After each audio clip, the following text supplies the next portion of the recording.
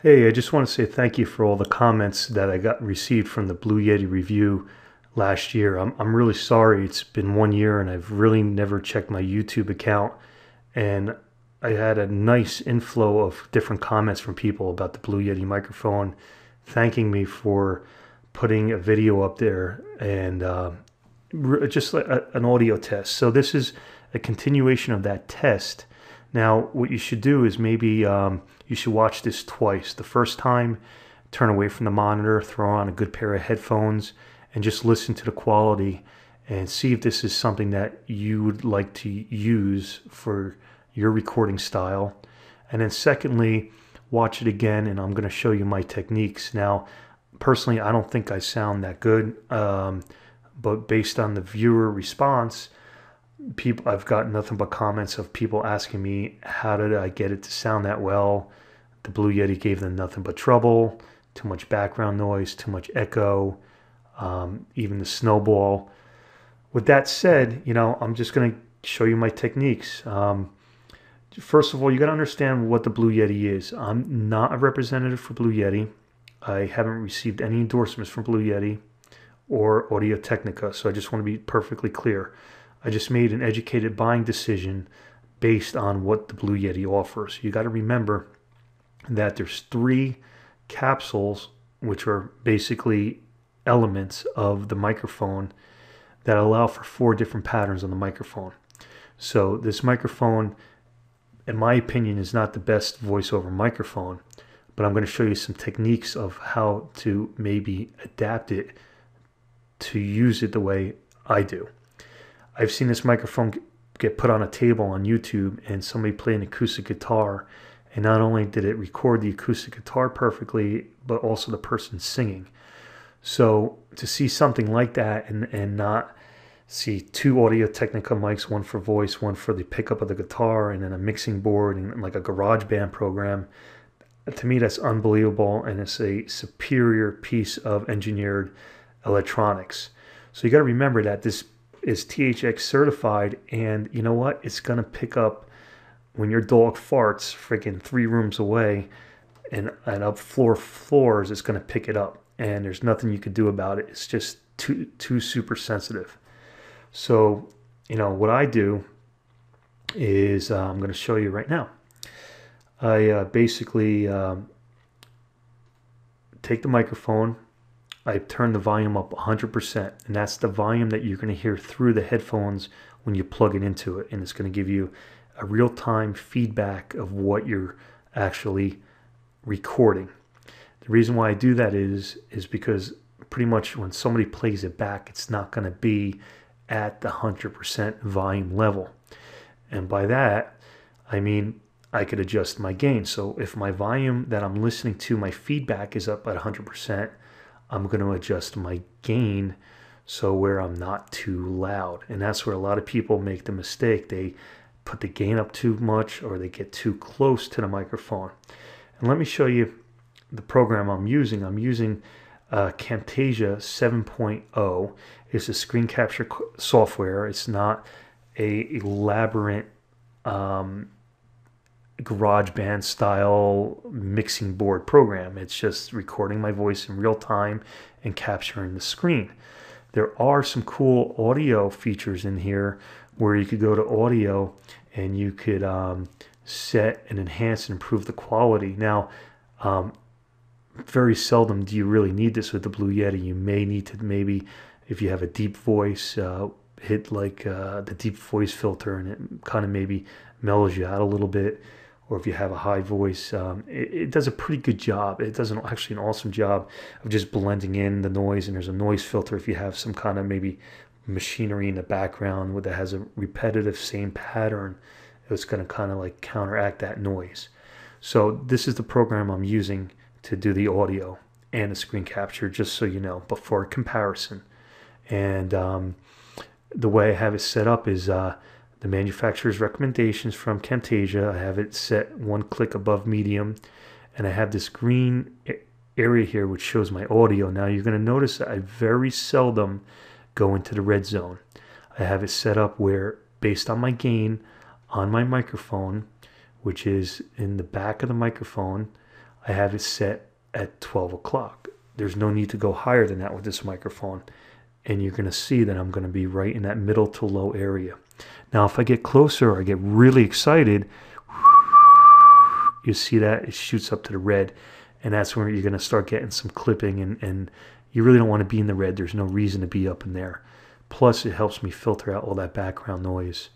I'm in the cardioid pattern. There's no need for me to go any other pattern than that. I'm doing voice. I don't want to record stereo. I don't want to record everybody around me. There's no reason for that. So I stick to that pattern.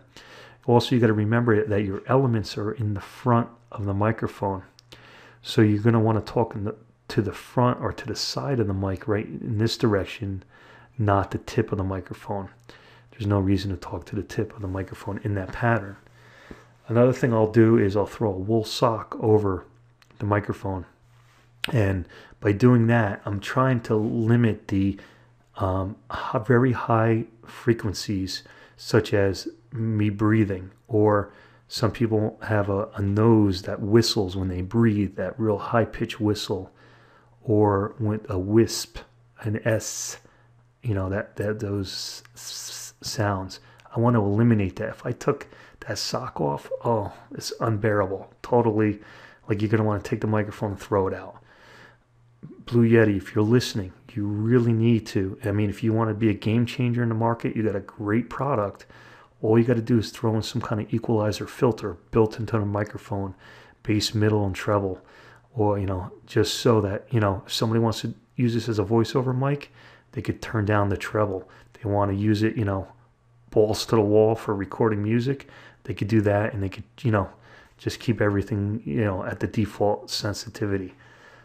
Just listen to me. See if you could work that out. You're going to have a home run. I mean, then this mic will truly be a one-stop shop mic. But that's what I have to do to make it work for me. I have a cheap microphone stand, $20 on Craigslist, nothing special. I have it tilting down, so when I talk, I project, and I'm looking. My eyes is just below my eyes, so when I'm looking at the computer screen. I have a mirror in the background. I'm actually in my master bathroom. I have a family of 3 kids with pets. Very noisy. I have to lock myself away from everybody in the middle of the night, whatever, and to do the recordings. So be it. There's a little bit of echo, but I think it adds a little bit of character and diversity to the voice recordings. It's not an echo that I later put in. I don't have time to do rendering of audio tracks. You'll see a pop screen filter. This microphone does not need a pop screen filter, by the way. It's so sensitive that you're going to want to keep it away from your face. The only reason why I have the pop screen filter there is as like a comfort blanket. It allows me to keep a certain distance away from that microphone at all times, and I could see it out of the corner of my eye with my peripheral vision. Now you can see I tap that, okay? Tap the pop screen, and it gets transferred through the mic stand into the mic. So you're going to want to be able to always keep that a certain distance without touching it. You could also get the same effect as if you use a clothes hanger, not a metal one. You'll poke your eye out, but a plastic clothes hanger or something you could use as a guide to keep you a certain distance away from the microphone. And with that wool sock over there, you're never going to have a popping on the microphone where you breathe and that breath gets into there and it pops the diaphragm because it's picking up the air movement versus the vibration of a voice.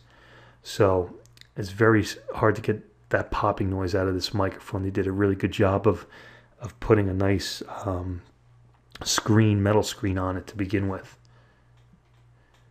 Here's another view. I'm using just a basic old wooden chair. You don't want to have ones with wheels, ones that swivel. It's going to create too much noise. You need to sit in one spot and you let your body move, not your furniture. Because when your furniture moves, you're going to have background noise.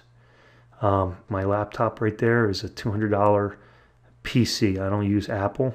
I just don't have a need to spend the money. I'm using a basic PC. Headphones. They completely seal the ring around my ear.